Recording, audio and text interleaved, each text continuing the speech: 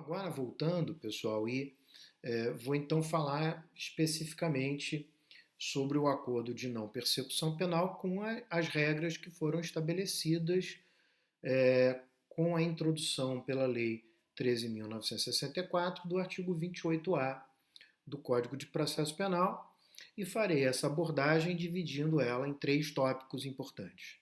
Primeiro são os requisitos para a proposta. Então, para que o Ministério Público faça a proposta, é preciso que estejam presentes alguns requisitos e esses requisitos eu vou abordar. Em seguida, eu vou abordar as condições, o que tem que ser realizado pelo investigado para que ele possa, então, celebrar o acordo de não persecução. E, por fim, qual é o procedimento para o acordo de não persecução.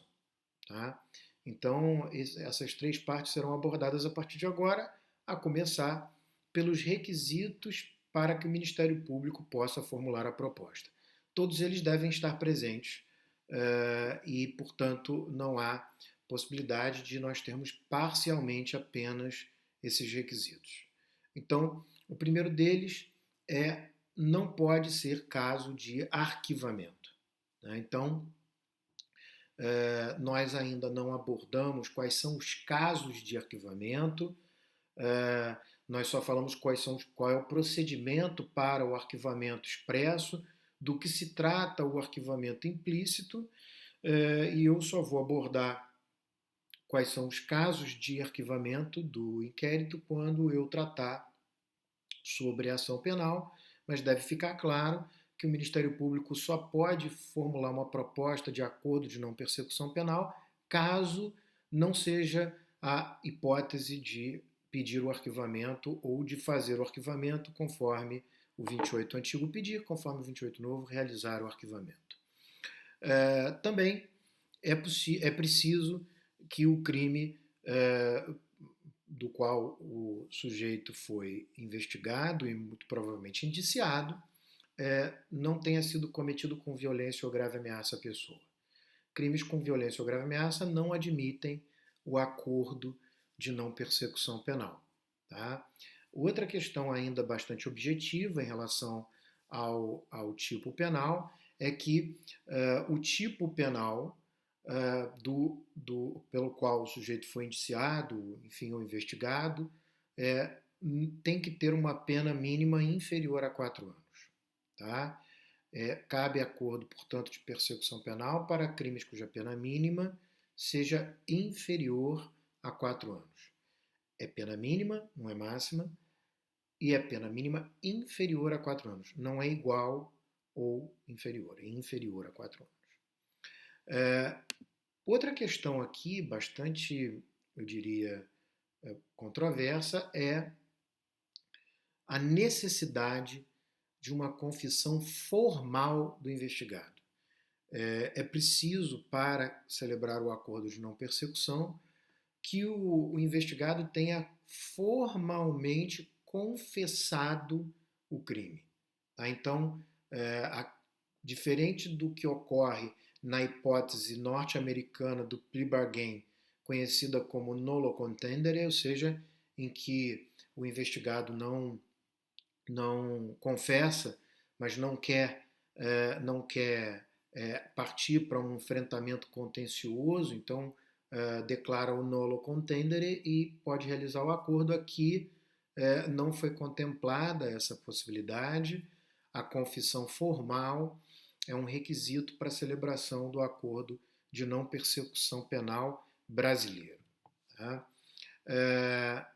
Outra questão é que não pode ser cabível a transação penal no juizado especial criminal. Ou seja, se for cabível a transação penal no juizado especial criminal, então deve-se fazer a transação penal e não optar pelo acordo de não persecução penal. Em outras palavras, não é uma opção do Ministério Público propor a transação ou o acordo de não persecução penal. Tá? Se for caso de transação, deve-se propor a transação. Só se pode propor o acordo de não persecução penal se não for caso de transação penal.